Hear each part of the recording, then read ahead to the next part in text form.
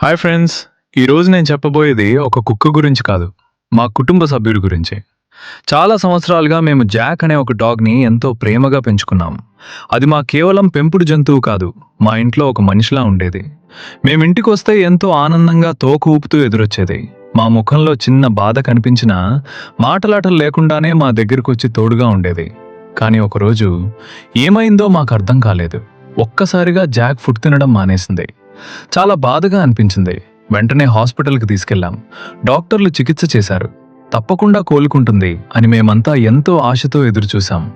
ప్రతిరోజు ఈ రోజైనా మళ్ళీ పాత జాక్లా పరిగెత్తుకుంటూ వస్తుంది అని అనుకున్నాం. కానీ మా ఆశలన్నీ ఒక్క క్షణంలో కూలిపోయాయి. మా జాక్ మమ్మల్ని వదిలి శాశ్వతంగా వెళ్ళిపోయింది. ఆ రోజు నుంచి మా ఇంట్లో ఒక వెలితి ఉంది.